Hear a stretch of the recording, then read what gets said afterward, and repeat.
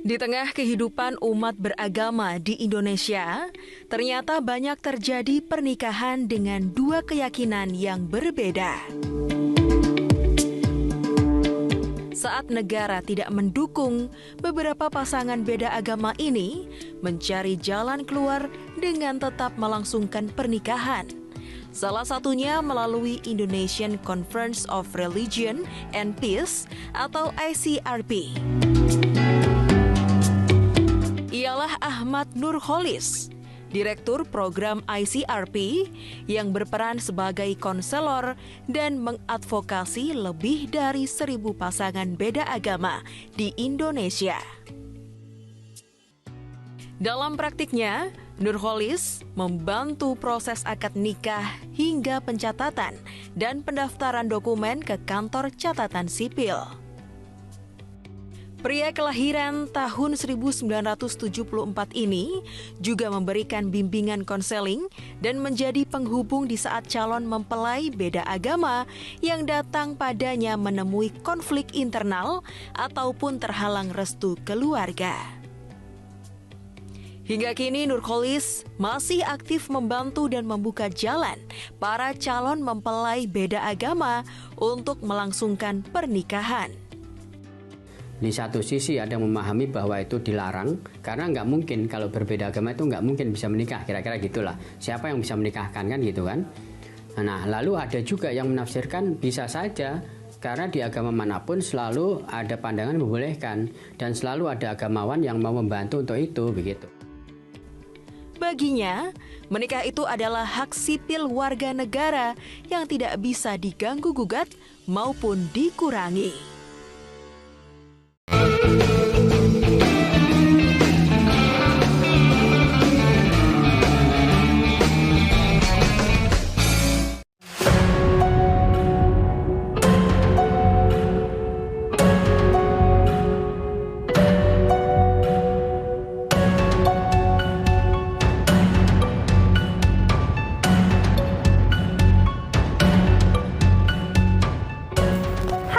Perkenalkan, saya Fibri. Saya telah menjalani pernikahan beda agama selama 11 tahun ini. Saya Hendrik Kuta Barat, saya pelaku pernikahan beda agama. Awalnya keluarga kami, orang tua saya, itu tidak ada yang setuju merestui hubungan ini. Tapi perjuangan itu tidak pernah akan putus. Terus saya perjuangkan sampai sekarang dan mungkin sampai selama-lamanya. Hai, saya Novena. Saya beragama Katolik dan saya menikah dengan suami saya bernama Muhammad Iqbal. Halo, saya Iqbal, saya beragama Islam. Kami harus melangsungkan pernikahan kami di Australia agar dapat tercatat secara legal di hukum Indonesia. Nah, sampai sekarang, sampai hari ini, itu total sudah 1.503 pasangan menikah berbeda agama yang berhasil kita bantu, begitu.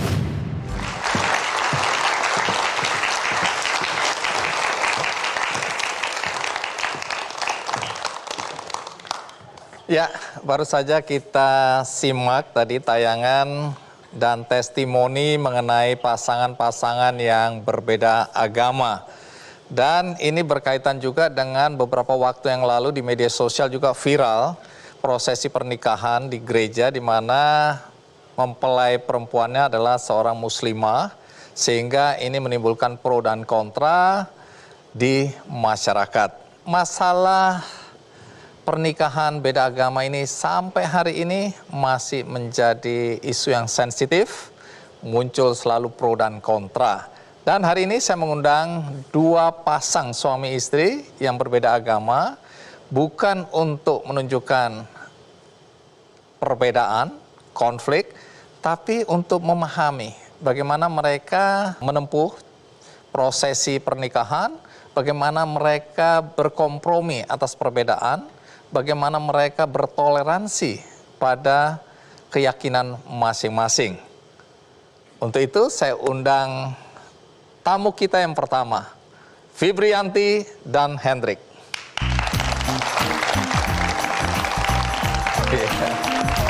Fibri, Hendrik, Hai Bang Andri. apa kabar? Alhamdulillah sehat. Terima kasih sudah mau hadir, silakan duduk. Jadi benar, Hendrik dan Fibri suami istri. Yap. Kok kayak di sidang ya? Benar Bang Andi. Untuk meyakinkan. Baik. Oke. Tapi beda agama. Yes. Fibri agamanya apa? Hendrik agamanya apa? Aku dulu ya. Oke, aku agamanya Islam, Bang Andi, dari suku Sumatera, Melayu, Bengkulu. Sedangkan suami aku Kristen Protestan dari Sumatera Utara, Pak. Oke. Batak ya. Yap. Sudah berapa lama menikah? Kita udah 11 tahunan, Bang Andi. Oke. Tanggal 2 bulan 7. Betul? Betul. Oke. Lulus. Bulan Juli ini kita 11 tahun sih, 11 officially. tahun. Oke. Jadi punya anak? Alhamdulillah kami dikaruniain 2 orang anak. Sepasang. Sepasang. Pada saat menikah, karena beda agama ini, apakah masing-masing keluarga merestui? Kalau saya ya, kalau yang kenal Sumatera pasti tahu betapa fanatiknya ya, maksudnya Keras. kultur kerasnya gitu, karena kan di sana campur dengan adat juga. Jadi dari keluarga saya tentu saja karena nggak punya histori untuk beda agama, jadi sangat-sangat menolak sih awalnya. Oke, dari keluarganya Fibri menolak. Menolak. Kalau dari keluarga Hendrik? Ya, sama juga, Bang Andi. Oh, ada penolakan juga? Ada juga. Saya kan ya Batak lah. Oke. Patrialistik sekali kan. Iya. Tahu sendiri anak lelaki seperti apa harusnya di Batak. Ya itu penolakannya cukup keras. Baik, Cowok menarik. satu-satunya ya. Oh, cowok satu-satunya Cowok lagi? satu-satunya. Oke, jadi kedua belah pihak keluarga pada dasarnya keberatan ya? Iya. Awalnya. Oke, nanti cerita. Iya. Tapi sekarang kita simak dulu tayangan berikut ini.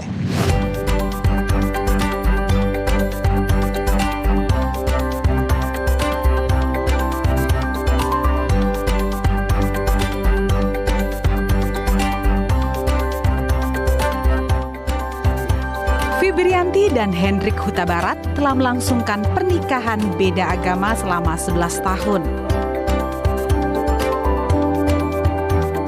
Mereka sudah saling jatuh cinta sejak di bangku SMA. Fibri beragama Islam, sementara Hendrik beragama Kristen Protestan.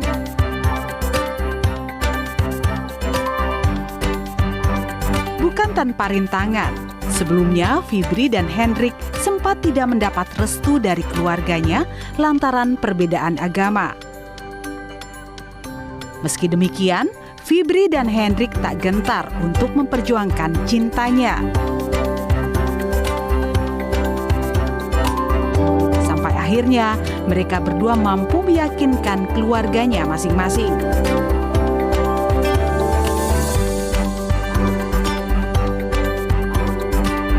Pernikahan mereka pun dilaksanakan dengan 2 tata cara, akad nikah dan pemberkatan. Saat ini, pasangan suami istri ini sudah dikaruniai 2 orang anak.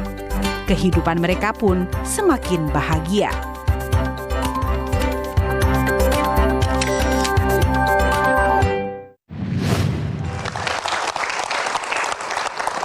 Jadi kapan dan di mana ketemu pertama kali? Flashback ya. Ini menarik karena kebetulan kami ini besar bersama di satu SMA, Bang Andi. Jadi waktu itu kita sama-sama ada di kelas 2 biologi ya, di kelas IPA ya, di SMA negeri di daerah Cengkareng. Jadi kita satu sekolah lalu di pertengahan kayak gitu biasalah mungkin cinta-cinta anak SMA ya. Bapak satu ini nembak saya gitu, kita jadian di situ. Jadi kami besar bersama. Jadi kalau ngedenger kisah cinta kita tuh kayak wow, lama banget, 16 tahun Bang Andi. Oh, 16 tahun pacaran? 16 tahun pacaran, kita baru married 11 tahun. Jadi mostly tuh ya, 27 tahun tuh. Sampai sekarang. Lebih dari separuh umur aku tuh udah kenal bapak satu ini gitu kan. Jadi ini sebenarnya teman tapi mesra ya. Awalnya tuh, jadi kalau orang tanya kok bisa sih pacaran selama itu? Ya karena memang kan seiring dengan kami bertumbuh ya, kami bertumbuh dewasa gitu. Jadi dari SMA, lalu kami kuliahnya kebetulan sama nih. Tapi aku ngambil jurusan farmasi, suami mesin. aku ngambil teknik mesin. Jadi artinya setelah tamat SMA sempat berpisah? Enggak, kita satu kuliah. Jadi pada saat kita lagi ospek, saya kaget banget loh. Kok dia ada di sini? Padahal itu salah satu cara saya melarikan diri dari bapak ini supaya nggak jadi gitu, karena kan saya pikir kita beda agama nih, saya dari keluarga yang fanatik karena saya cewek satu-satunya juga, suami juga dari Batak yang cukup keras juga gitu kan. Jadi saya pikir saya kan tipe orang yang realistis gitu kan Bang Andi kan. Saya pikir saya cukup cepet dewasa dulu. Jadi saya udah mikirin nih ke depannya tuh bakalan sulit banget. Jadi memang Jadi waktu itu sudah terpikirkan akan menemui kesulitan karena beda agama. Iya. Dari pihak Hendrik sendiri waktu itu ada pemikiran yang sama atau nggak mikir waktu itu? Punya pikiran yang pastinya Bang. Tapi mungkin karena kita masih jiwa muda, mungkin sesimpel aja, nantilah gitu kan. Awalnya begitu kan, tapi ya menjelang kita semakin bertambah dewasa, ini jadi persoalan serius, ini harus dipikirkan ya. Tapi dengan menuju ke sana juga kan cobaan itu ada terus Bang. Bukannya mulus seperti itu aja, cobaan terlewatin, loh kok ini malah jadi lancar ini, gitu Bang. 16 tahun lamanya pacaran, itu karena memang belum memutuskan untuk menikah atau karena ada faktor beda agama ini sehingga agak panjang pacarannya? Pertama itu ya Han ya, kita beda agama, terutama dari pihak sayanya, saya realistis banget karena kan orang tua saya menentang berat nih gitu kan, maksudnya dengan sering ngomelin saya gitu kan, nasihatin saya panjang lebar. Waktu tahu pacaran sama Hendrik? Yes, mereka tahu dari kelas SMA kelas 3-an sih ya. Pada saat pacar saya dulu, suami saya ini dulu tuh sering telepon gitu kan. Kok intens gitu kan teleponnya, kok malam minggu ngapel gitu kan. Nah semenjak tahu tuh udah saya makin diperketat karena kan saya cewek satu-satunya. Kita dulu bisa dibilang kalau zaman dulu apa ya istilah backstreet. Kalau zaman dulu istilah pacaran backstreet gitu Bang Andi. Ya. Ini ada kodenya kalau pengen telepon ke rumah. Apa misalnya berapa kali bunyi jangan diangkat dulu. Nah, itu berarti kode dari saya. Iya, soalnya kalau bapak yang angkat langsung brek. Tutup. Iya. Dari keluarga Fibri yang paling menentang bapak? Bapak. Alasan yang paling jelas disampaikan apa? Agama? Agama. Sebetulnya sih mungkin kalau orang tua setelah dirunut ke sini lebih ke arah rasa malu kali ya Bang Andi ya. Malu? Jadi karena kan mungkin merasa bahwa ya zaman dulu kan nggak se-open sekarang ya.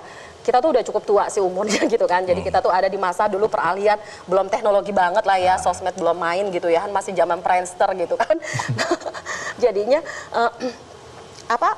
bapak itu dengan pola pikirnya ya nggak boleh gitu. Padahal di rumah itu yang paling, kalau dibilang paling alim gitu kan, ibu tuh sebetulnya gitu kan. Ibu menolak tapi tidak sekeras bapak? Ya, tidak se ekstrim gitu. Kayak misalnya nggak yang maki-maki langsung ke suami saya dulu kalau datang. Jadi kalau Hendrik ngapel tetap nekat, berani waktu itu? Berani Pak. Oke, datang diapain sama bapak? Ya biasanya dibilang nggak ada dulu gitu. Oh, nggak ada? Atau dicuekin lah. Terus? Dianggap nggak ada yang datang. Nah saya tuh nggak boleh keluar. Nah, terus biasanya, apa yang dilakukan waktu itu? Ya saya tungguin. Kuat-kuatan gitu? Ya begitulah. Akhirnya mereka ya udah masuk duduk. Nah, dengan nada kerasnya. Walaupun dibentak masuk sana duduk. Masuk duduk. Nah, tapi ntar pulangnya ada masalah. Sendal hilang satu. Sendalnya Hendrik? Iya. Oh siapa yang ngerjain itu? Adik ipar. Oh disuruh orang tua nih coba. Iya. Terus ya. Ada pengakuan nih ya, kalau nyediain air minum tuh diaduk pakai tangan. Ternyata beneran nih adik saya ya. Oke, belakangan baru tahu ya. Iya, baru tahu. Tapi kayaknya waktu itu enak banget gitu ya. Iya. Nggak ada Tapi kepikiran. apa betul katanya motornya dikempesin juga gitu? Iya Bang, itu ngalamin kok. Ngalamin. Tapi masih tetap berani datang. Ya mungkin karena rasa saya memang tipikalnya yang ungkapin aja Han kalau rasa cinta.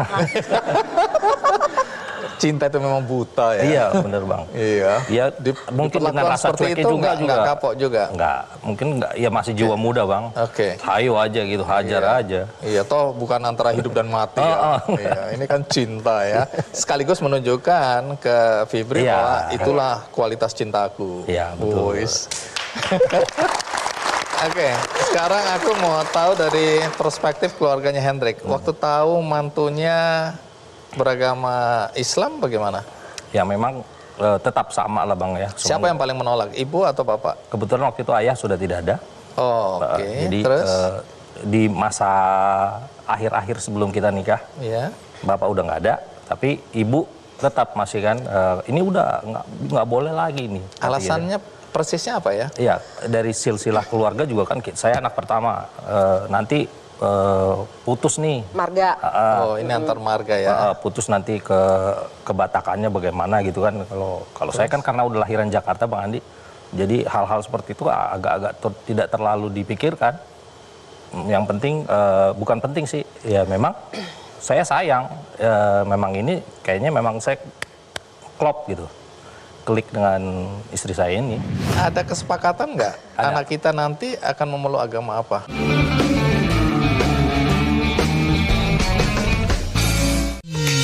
Ketupat yang enak dibuat dari beras pilihan dengan wangi daun kelapa.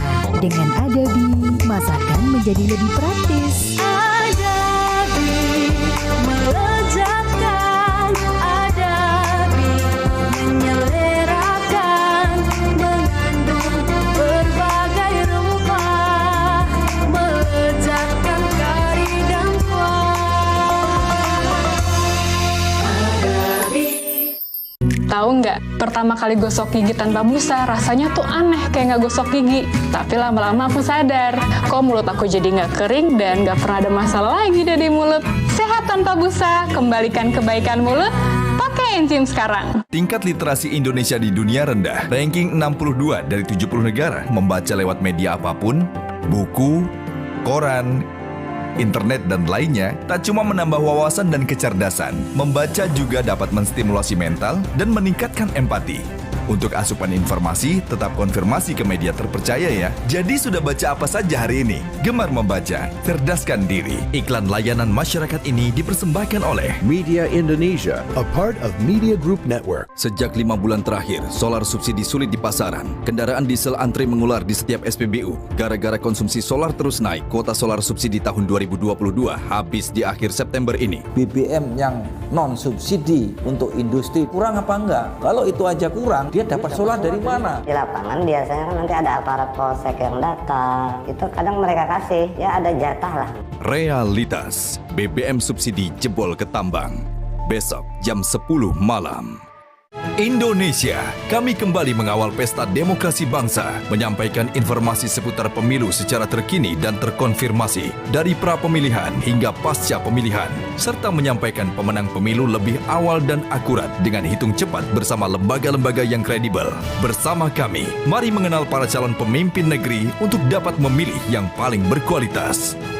Metro TV, The Election Channel, meneguhkan visi kebangsaan. Metro Malam, jam 11:30 malam ini.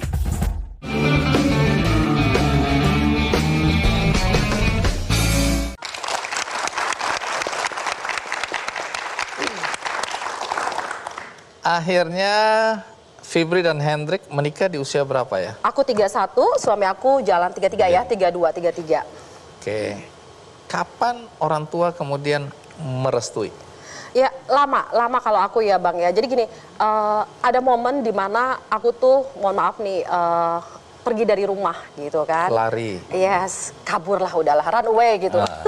Gara-gara percintaan ini atau ada alasan lain? Ya salah satunya karena itu, karena nggak cocok sama orang tua, berantem mulu, beda pendapat gitu kan. Terutama dengan bapak saya gitu kan, karena mereka benar-benar nggak merestui nih gitu kan. Dan waktu itu saya merasa punya kekuatan karena sudah mulai kerja gitu kan. Dan saya nggak pernah diizinin untuk ngekos gitu. Akhirnya saya pindah gitu dari rumah terus ngekos mulai di awal-awal kerja gitu kan. Nah dari situ tuh ibu saya yang paling shock banget. Nah jadi dari situ akhirnya ibu saya cari saya, kita ketemu. Ingat banget waktu itu hujan gede banget ya. Kita ngomong dari hati ke hati. Akhirnya ada satu momen saya bilang ke ibu saya, Mah, aku tuh nggak bisa banget dipisahin sama Hendrik gitu.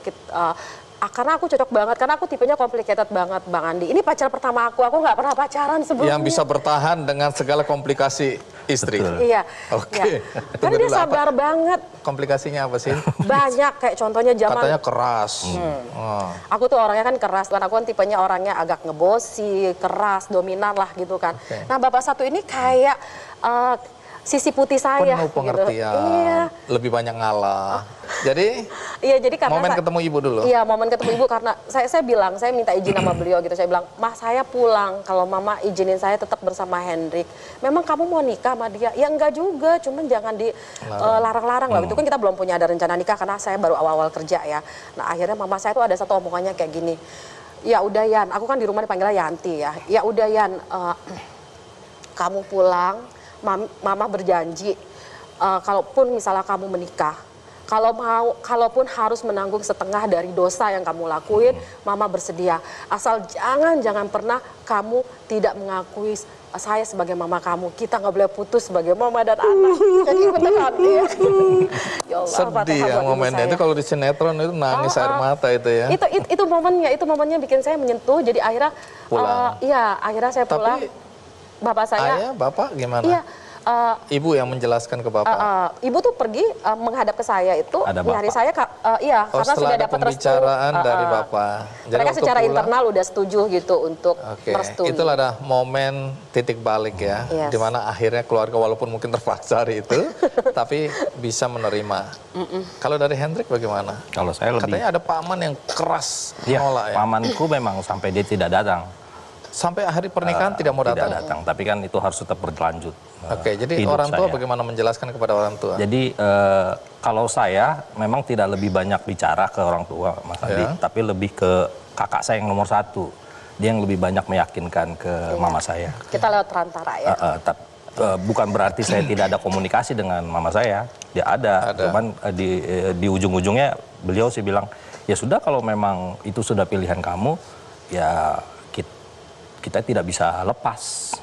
Jadi kemudian pernikahannya ini dengan cara apa ya? Kita dua agama tetap. Tadi itu ya? Iya. Kita jalanin dua-duanya. Prosesinya di Ustadz dulu. Apa itu? Bisa jelaskan dua-duanya itu? Iya, jadi waktu itu pada saat saya menerima lamaran suami saya tuh bilang, Han, aku nggak mau nikah yang diumpet-umpetin. Aku nggak mau aku bilang Kristen atau kamu masuk Islam. Pokoknya kita harus apa adanya. Aku pengen pesta kayak orang lain gitu.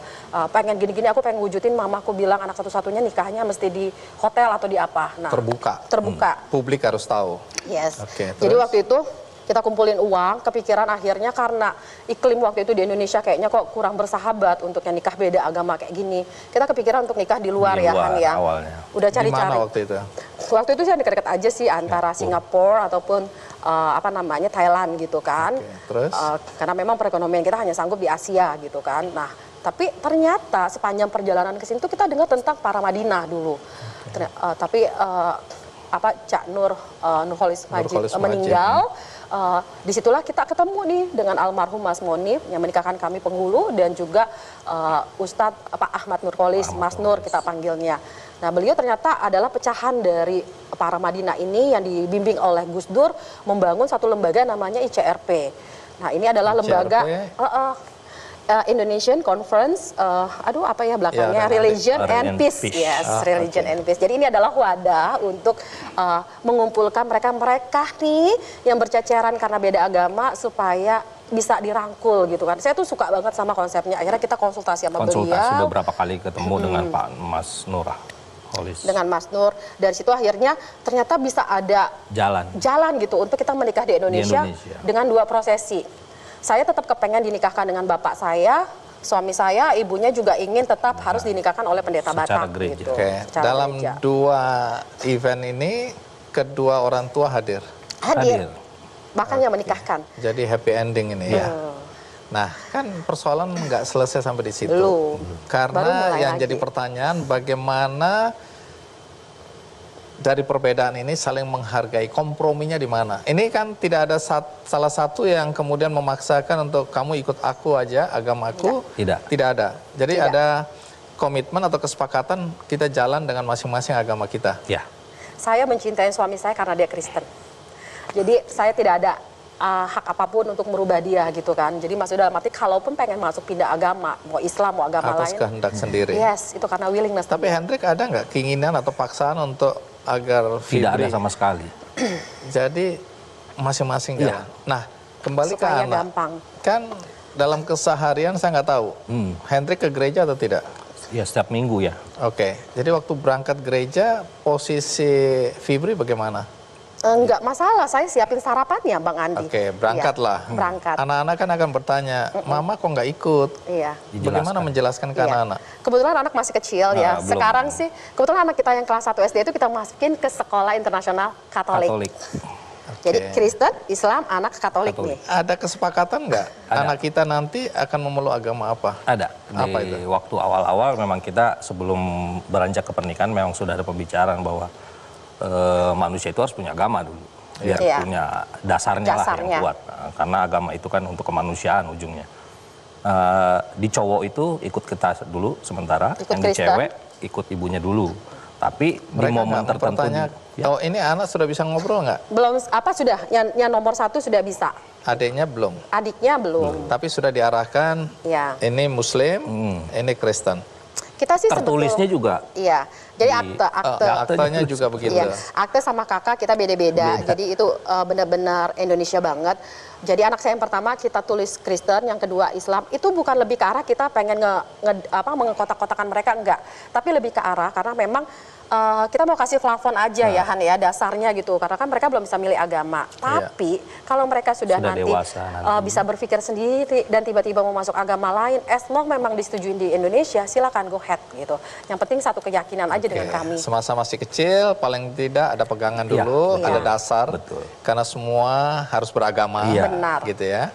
Tapi nanti di ujung siapa milih agama apa silakan.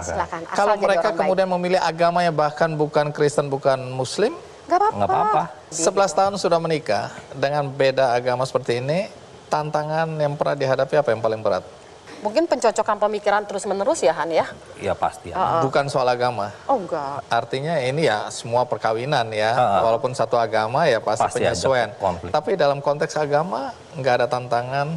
Ada sih satu masa saya terbangun tengah malam, terutama misalnya besok mau lebaran gitu kan ya. Aduh sedih, nggak ada suami gitu yang ikutan sholat id gitu kan ya. Apalagi waktu pandemi kemarin tuh terasa banget pada saat kita nggak bisa sholat id di masjid gitu kan. Nggak ada yang mimpin nih di di rumah gitu kan ya. Sebagai imam. Iya, cuman bagi saya itu hal yang wajar. Kalau saya nggak punya perasaan kayak gitu, saya bukan manusia gitu kan. Jadi kesedihan-kesedihan kayak misalnya nggak bisa saya alamin dengan orang yang satu agama itu pasti kita alamin ya Han ya, kayak misalnya saya ke gereja kadang sendiri juga. Nanti pendeta bilang, Pak Hendrik, mana ibu kok nggak pernah ikut? Emang gitu. Jomblo terus gitu. Tapi itu semua ya selaras lah dengan pengorbanan yang kita lakukan, itu selaras dengan kebahagiaan yang kita dapat gitu kan Mas. Sampai hari ini itu bukan persoalan yang membuat kemudian hubungan jadi tidak nyaman ya? Insya Allah enggak. Tidak ada persoalan hari ini? Sampai sekarang tidak ada. Kita ributnya malah soal ekonomi ya kan? Kadang-kadang prinsip pemikiran aja prinsip pemikiran lebih ke arah lebih banyak debatnya adalah karena ya tadi saya sangat meledak-meledak gitu kan, cara berpikirnya udah lurus-lurus gini kan, gak ada gray area di saya. Kalau Bapak satu ini kan lebih ke arah perhitungannya mateng gitu kan, jadi lebih ke arah situ aja sih. Kalau soal, karena kita tuh satu keyakinan biar beda agama ya Han ya, yaitu sama-sama yakin sama Tuhan itu cuma ada satu gitu. Hendrik, Fibri, terima kasih ya sudah berbagi cerita ya. Berikutnya juga ada pasangan yang berbeda agama, tapi kali ini pasangannya berbeda, yang pria Muslim, yang perempuan Katolik. Tapi sebelum itu kita rehat sejenak, ikuti terus Ki Candy. Katanya menikahnya di luar negeri ya?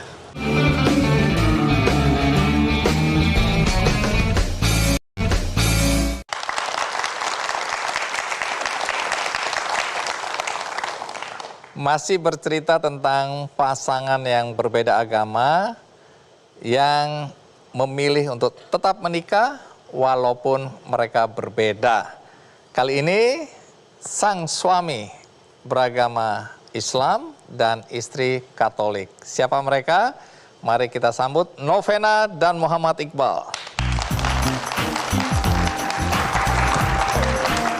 Novena, Iqbal, terima kasih sudah hadir di acara Ki Candy. Silakan duduk. Thank you. Jadi benar, Iqbal sama Vena suami istri? Betul. Iya, betul. Iya, betul. Jadi sudah berapa lama menikahnya? Dari 2017 masuk ke 5 tahun ya. Oke, menuju 5 tahun perkawinan ya. Iya. Jadi Iqbal Muslim. Muslim. Vena? Saya Katolik. Katolik. Katanya menikahnya di luar negeri ya? Awalnya sih kita menikah di Jakarta. Oh, di Jakarta. Di Depok, Cimanggis, Depok tepatnya sih. Oke. Itu pernikahan agama Mas Iqbal. Oke. Seperti itu. Terus 2019 baru kami melangsungkan di luar negeri. Kenapa jadi seperti itu? Coba suami menjelaskan mungkin suami. Ya, karena kan kalau beda agama kan tidak bisa di catatan sipil. Iya. Sedangkan pada saat kami melangsungkan pernikahan dalam kondisi beda agama. Nah, cuman kalau dari perspektif Islam, selama suaminya Islam, istri boleh yang non-Muslim. Itu Yahudi atau Nasrani. Jadi secara agama kami langsungkan, tapi untuk di KUA kan tidak bisa. Karena kalau di KUA kan harus Islam dua-duanya. Sedangkan di catatan sipil ini juga aneh. Kalau beda agama tidak bisa dicatatkan. Jadi akhirnya harus dilaksanakan di luar negeri, malah bisa dicatat. Kan lucu. Sebenarnya kita jadi di luar negeri buang devisa negara kan? Devisa negara. Pada akhirnya Iya. hanya untuk bisa dicatat di Indonesia. Nanti cerita ya prosesnya ya. Nanti kita Setelah cerita. menikah di luar negeri, waktu kembali apakah bisa dicatatkan atau tidak? Nanti jelaskan. Ya. Terus tentu saja bagaimana mengatasi perbedaan ini ya dalam menjalankan rumah tangga yang sudah masuk ke tahun kelima ya. Iya. Baik, tapi kita akan lanjutkan setelah tayangan berikut ini.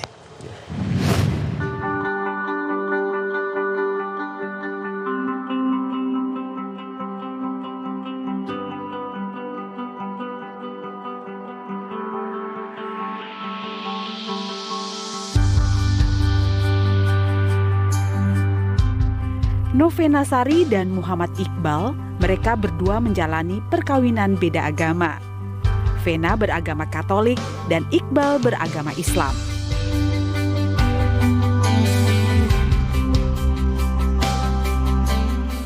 Ya baiklah dia, perhatian, baik ya. Sama keluarga juga mau gitu, mau merangkul gitu, ya udah. Kalau Mas Iqbal memang begitu. Dari pertama kenal juga udah, kan biasa suka kumpul gitu, ngobrol. Ya kakak-kakaknya ya mendukung. Iya. Sampai sekarang Mas Iqbal juga mensupport. Ya harus saling mengerti lah, karena udah beda agama ya. Mas Iqbal masing-masing, Vena juga masing-masing ke gereja, ya udah gitu aja. Ya nggak, saya juga nggak ini, udah ngerti lah gitu namanya orang tua ya. Anak-anaknya udah pada seneng, kita ikut seneng lah gitu aja. Iya, pokoknya bahagia bagi mereka ya udah. Kita orang tua ya ikut kita, mendukung ya. Mbak Vena ini istri yang sangat bijaksana. Karena Iqbal ini kadang-kadang dia ya seperti itu, dia kerja di kantor, dia bekerja di situ diam, bisa dia berjam-jam di situ. Kalau istrinya nggak sabar, istri perlu perhatian, pasti nggak akan makan hati kan. Alhamdulillah ya, saya sebagai ibu sangat bersyukur. Saya melihat mereka itu sangat harmonis. Selama ini saya mendampingi mereka, melihat mereka rumah tangga, belum pernah mendengar mereka berbeda pendapat yang berkelahi konflik, itu belum pernah, alhamdulillah. Jadi kelihatannya Vena sangat mengerti Iqbal, Iqbal juga sangat memahami Vena. Alhamdulillah sekali. Saya terima nikah dan kawinnya Novena Wijayasari binti Laurentius Soekarno dan Yohana Francisca Sri Budiningsih dengan mas kawin seperti tersebut diserahkan tunai. Perkawinan mereka berdua dilangsungkan secara agama pada tahun 2017. Kemudian dilanjutkan secara negara di Australia pada tahun 2019.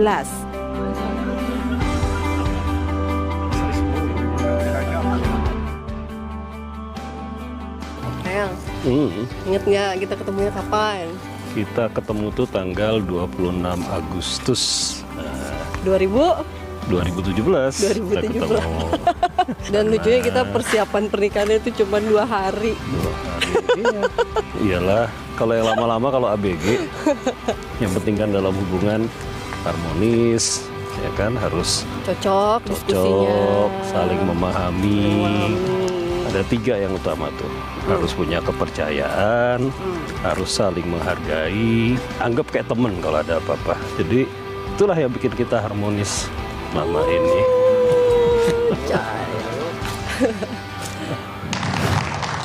Iya, terus tapi nikahnya katanya persiapan 2 hari, kenapa 2 hari? Kok kayak buru-buru amat? Jadi sebenarnya acara yang dilakukan untuk pertemuan kedua keluarga tadinya hanya perkenalan. Terus karena sambil kita cari-cari tanggal, Sabtu malam Minggu acara pertemuan keluarga. Nah, Jumat malam Sabtu kita dapet tanggal weton. Oh, wetonnya. Jadi seperti kalau orang Jawa itu dari Jawa. Saya Jogja Solo. Iqbal? Mas Iqbal Padang Jogja. Padang Jogja. Oke, jadi wetonnya bilang 2 hari kemudian harus menikah atau tanggal yang tepat untuk menikah? Tanggal yang tepat. Jadi kalau misalnya tidak di tanggal tersebut, harus yang nunggu? bagus itu harus menunggu 5 tahun kemudian. 5 tahun? Iya. Pantes langsung loh, udah 2 hari deh. Ya sudah, dipikirnya kita juga sama-sama sudah bisa berpikir matang ya. Jadi saya menganggap bahwa saya mampu kok menghandle seseorang ini gitu, Mas Iqbal. Pacaran berapa lama? 3 bulan, 4 bulan, 3-4 bulan. Pacaran berapa lama? 3-4 bulan. 3-4 bulan. Ada ini loh, Bung Andi, ada orang tertentu bahkan 3 hari langsung nikah loh. 3 hari langsung nikah. Ada yang memang 6 tahun pacaran, kawinnya cuma 3 bulan pisah. Nah, itu dia. Iya. Tapi ada yang baru 3 hari bisa awet sampai kakek nenek. Jadi ukuran pacaran nggak menentukan panjangnya perkawinan.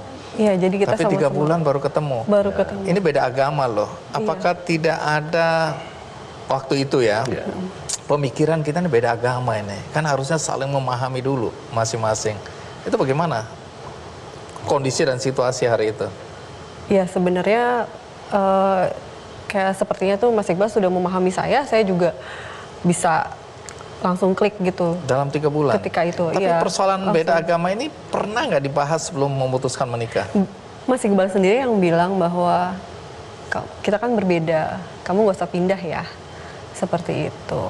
Oke. Karena mungkin juga paham wataknya saya seperti apa. Dalam 3 bulan udah paham wataknya ya. Ini canggih memang. Hebat, canggih.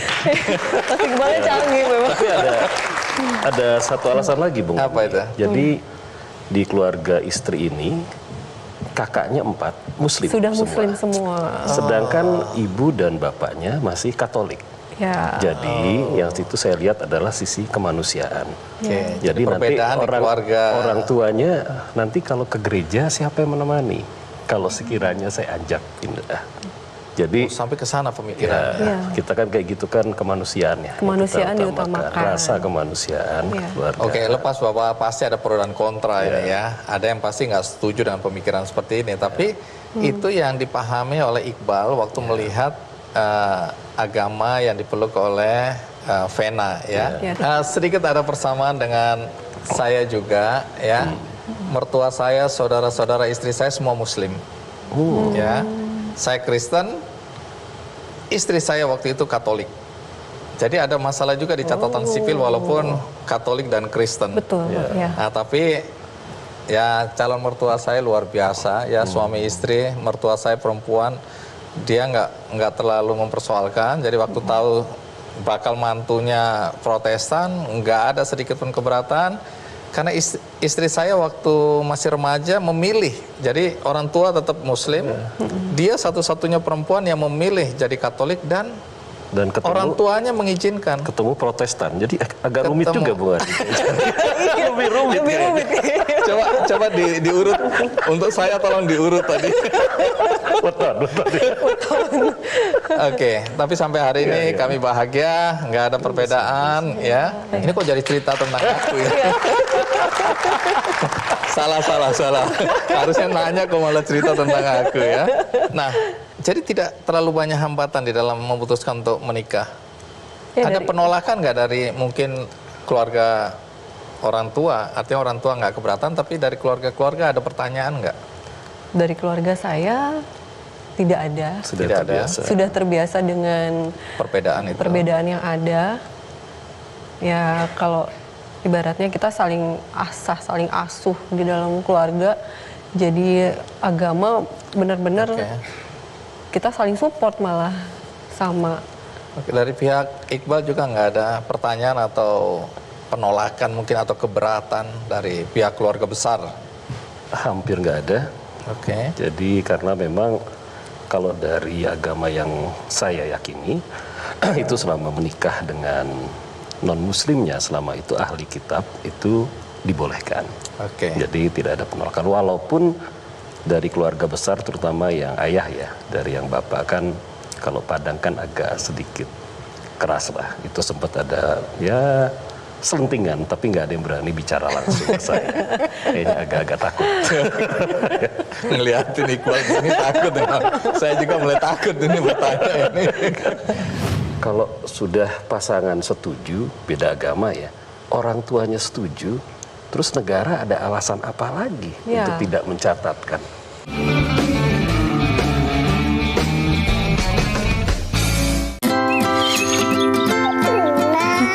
Menyenangkan melihat anak tumbuh sehat. Tapi kadang kondisi tak memungkinkan kita untuk memenuhi kebutuhan mereka. Dodo mendukung gerakan pemberian ASI yang tepat dan memperhatikan kebersihannya. Dengan keunggulan yang memudahkan sekaligus tetap memberikan yang terbaik. Untuk anak, selalu pilih yang terbaik. Dodo memberi yang terbaik. Hai siswa-siswi Indonesia, persiapkan masa depanmu dengan pendidikan hingga sarjana. Surya Edukasi Bangsa Foundation bersama Medcom.id kembali menghadirkan Online Scholarship Competition, kompetisi beasiswa terbesar di Indonesia. Raih beasiswa S1 full sampai lulus dari PTN dan PTS favorit di Indonesia. Hingga kesempatan magang dan bekerja di Media Group. Daftar sekarang di osc.medcom.id. Info lebih lengkap kepoin. Didukung oleh Online Scholarship Competition, beasiswa untuk Indonesia. Nikmati istirahat malam Anda dengan serangkai program padat informasi yang terjadi di sepanjang hari. Berita terkonfirmasi kami rangkum sebagai penutup hari. Setelah tampil gemilang menumbangkan unggulan kelima asal Tiongkok, Zhang Sushan, Zheng Yu. 1.150 orang meninggal dunia akibat gempa di Afghanistan. Dalam video amatir yang direkam warga ini, korban terseret hingga beberapa puluh meter. Ini merupakan kemenangan keempat bagi Rovan Perak. Saksikan program-program berita malam, Metro Sport, Soccer Time, dan Metro Malam. Masih ngantuk nih, semalam begadang. Mager. Lagi gak enak badan. Besok-besok deh. Gak bisa, banyak kerjaan, ada presentasi. Mending tidur aja. Jangan tunda olahraga. Sayangi badan Anda. Lifestyle, fashion, kuliner, traveling, arsitektur. Segala ide kreatif serta hal-hal menarik dari berbagai daerah di Eropa kami hadirkan di ruang keluarga Anda.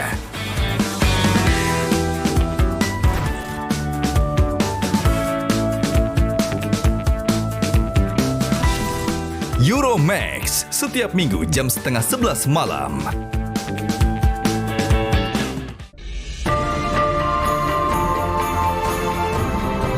Metro Globe Network, bringing Indonesia to the world. Metro Globe Network captures the future, a part of Media Group Network. Melawan Lupa, setiap Senin jam 10:30 malam.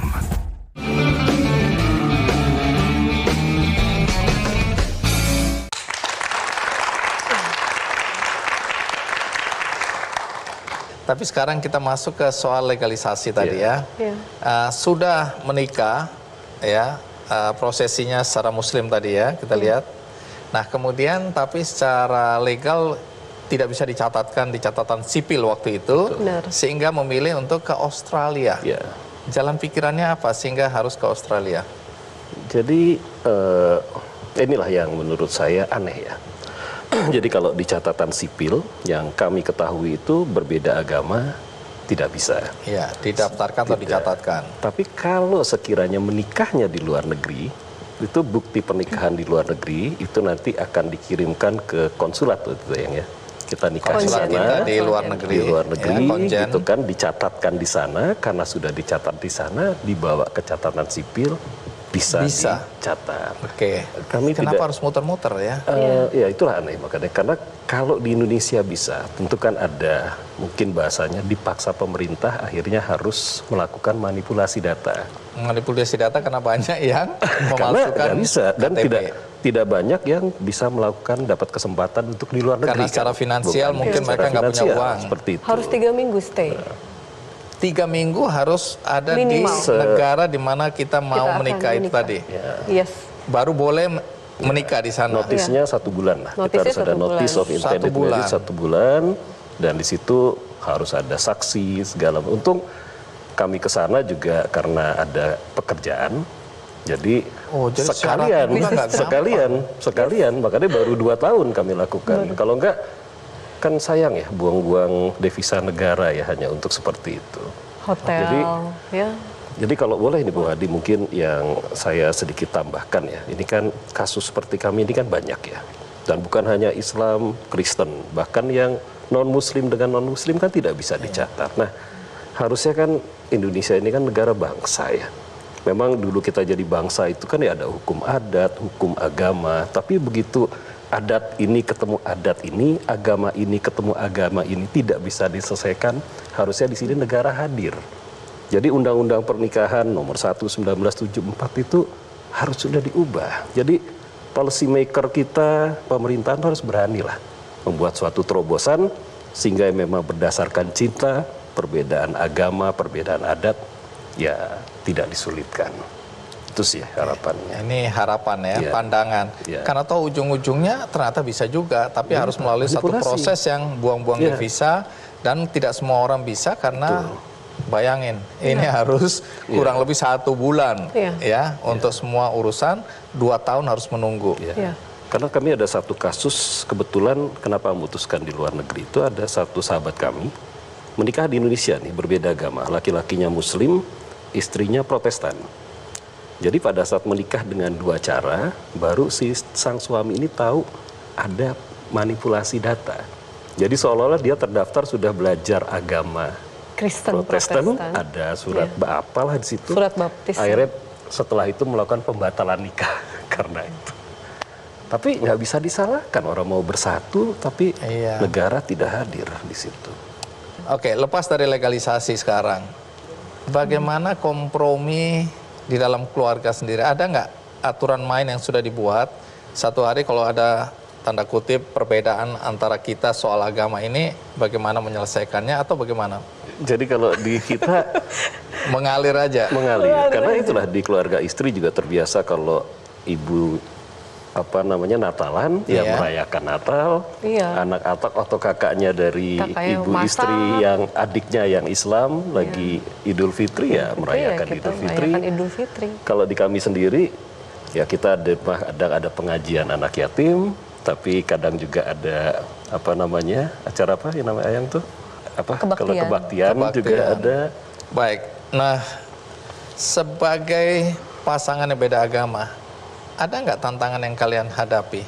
Jadi kalau menikah beda agama itu, poin paling penting kalau menurut saya adalah ya restu dari kedua orang tua.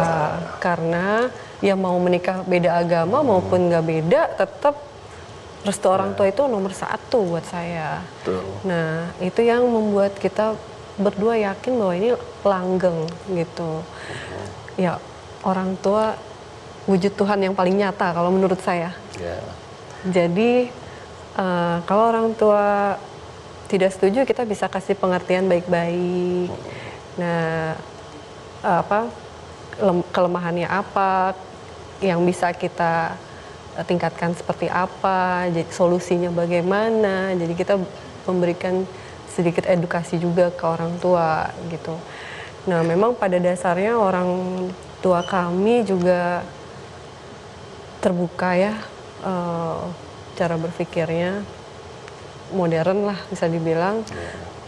Tapi namanya orang tua tetap maunya sih memang kita ketemu yang satu agama. Tapi ya karena saya dan Mas Iqbal bisa meyakinkan gitu, memberi pengertian, akhirnya sampai sekarang bahkan mama saya sama mama Mas Iqbal seperti ketemu soulmate.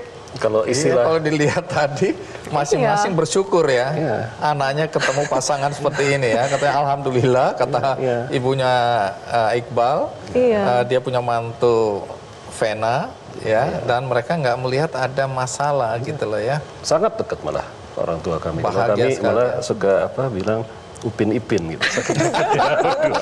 Saking deketnya. Kemana-mana. Iya, kemana-mana. Jadi itu gak mengadi. Makanya kalau saya lihat ya, harusnya nih, mungkin kalau boleh saran, kalau sudah pasangan setuju, beda agama ya, orang tuanya setuju, terus negara ada alasan apa lagi untuk tidak mencatatkan? Baik. Ini pertanyaan yang mungkin bisa dijawab oleh Mas Nurkolis nanti ya. Karena Mas Nurkolis ini punya dalil-dalilnya ya, baik dalam konteks hukumnya, legalisasinya, perspektif melihat dari berbagai sudut keyakinan. Iqbal, Vena, terima kasih ya. Lepas dari kita bercanda, tapi saya yakin banyak sekali nilai-nilai yang kita bagikan hari ini. Baik, terima kasih. Sukses untuk berdua. Bahwa Anda pernah menjadi konsultan, konselor, menjadi fasilitator pernikahan beda agama 1.500-an pasangan, betul? Iya, betul Bang.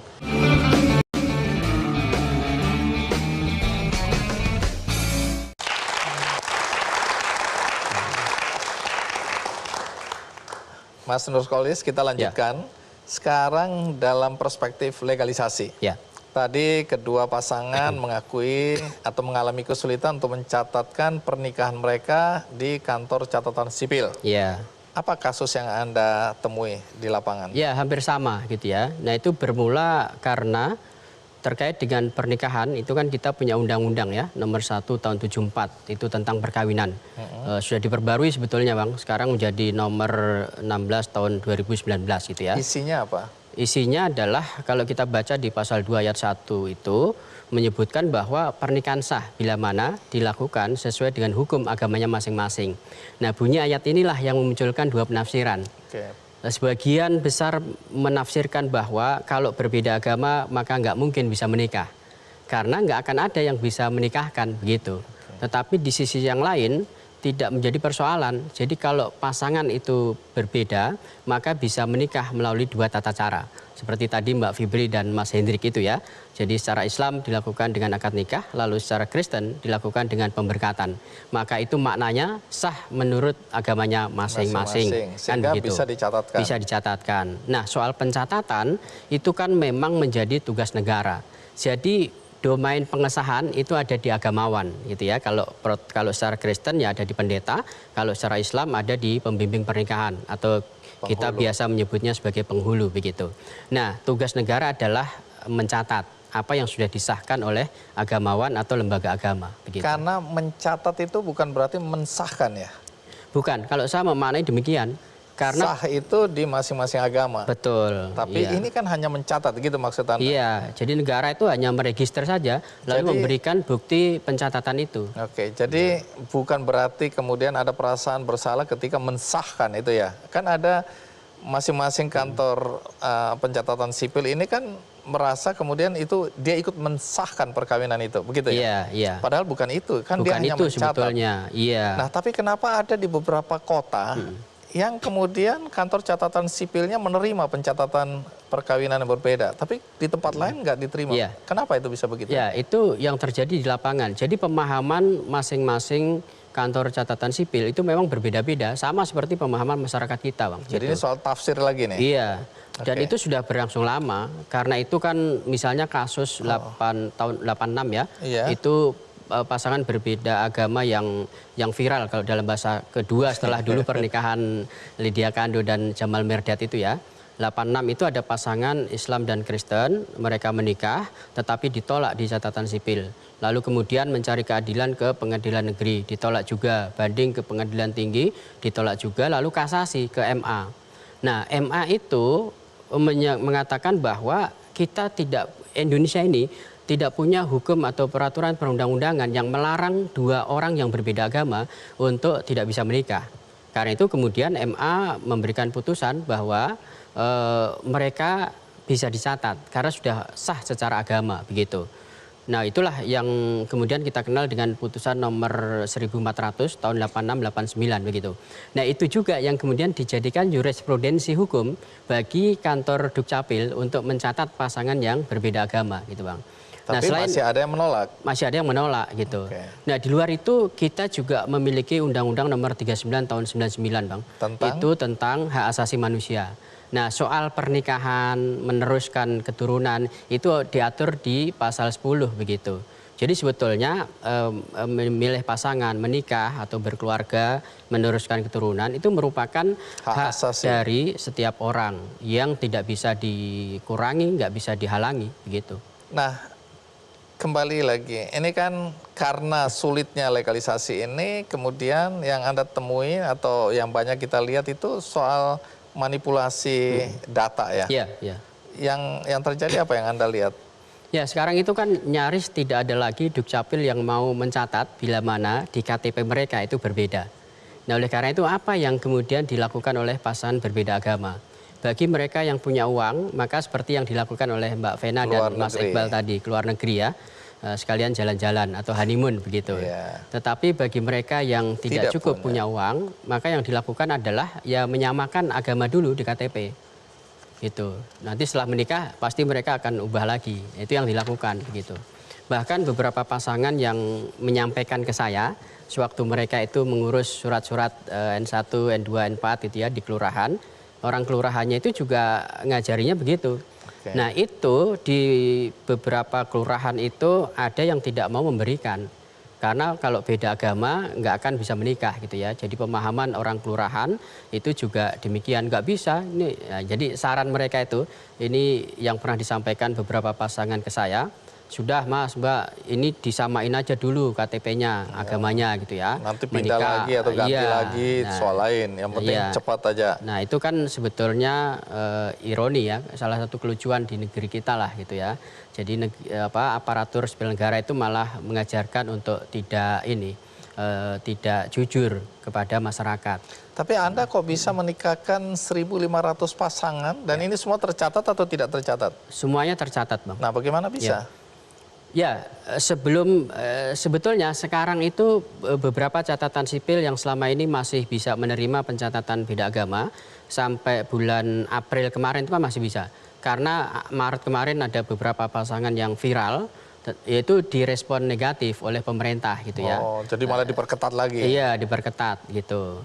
Memang tahun 2019 itu ada edaran dari MA nomor 231 30 Januari 2019. Nah, itu memang menyebutkan negara tidak mengakui pernikahan beda agama. Tetapi kalau di antara mereka itu menundukkan hukum ke agama pasangannya, baru bisa dicatat gitu. Nah, oleh karena itu setelah viral itu kan Dirjen Dukcapil juga memberikan rilis lah ke capil-capil di seluruh Indonesia untuk tidak mencatat bila mana agama di KTP itu masih berbeda. Jadi ini viral yang waktu pemberkatan di gereja itu ya? Iya. Pasangannya muslimah itu? Muslimah dan Katolik. Katolik. Iya. Jadi itu yang membuat sekarang malah diperketat ya? Diperketat. Kalau menurut Anda ya, pertama nasihat bagi mereka yang berbeda agama dan ingin tetap melanjutkan hubungan itu ke jenjang pernikahan. Apa nasihat Anda? Ya, untuk mereka yang mau menikah, pertama yang penting keyakinannya sama gitu ya. Agama boleh berbeda tapi keyakinan harus sama. Pengertian keyakinan harus sama itu apa? Sama-sama memiliki pemahaman bahwa di agama masing-masing itu membolehkan gitu ya. Nah, itu pertama. Lalu yang kedua, tidak boleh kalau di antara mereka itu masih menyimpan gitu ya? ganjel atau salah satu atau dua-duanya masih menginginkan agar pasangannya mengikuti agamanya, itu juga mendingan tidak usah menikah. Perjuangkan dulu usaha itu, baru menikah gitu ya. Terus berikutnya apa nasihat Nah, yang Anda? terakhir itu ya semua harus sudah dibicarakan sebelum menikah. Baik, terima kasih Mas Sama-sama, Nurholis Bang Adi. ya, memberikan perspektif. Sebelum saya membagikan buku ini, saya ingin mengucapkan terima kasih kepada para donatur yang selama ini sudah memberikan donasi melalui benihbaik.com untuk membantu saudara-saudara kita yang membutuhkan uluran tangan kita. Nah, ada beberapa program yang selama ini mendapat dukungan dari Anda semua, dan saya ingin menyampaikan apa dampak yang dirasakan oleh saudara-saudara kita yang mendapatkan bantuan dari Anda. Ini dia cuplikannya.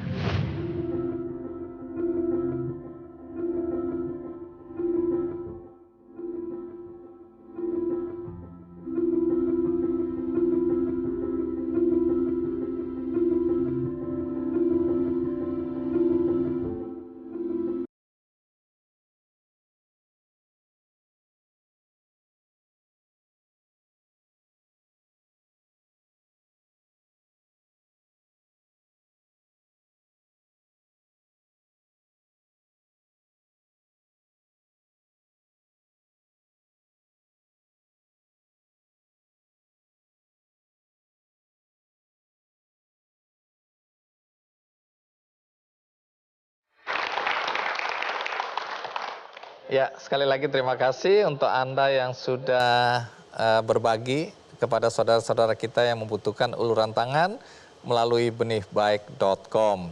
Dan di akhir acara, sebagaimana biasa, saya ingin juga berbuat baik.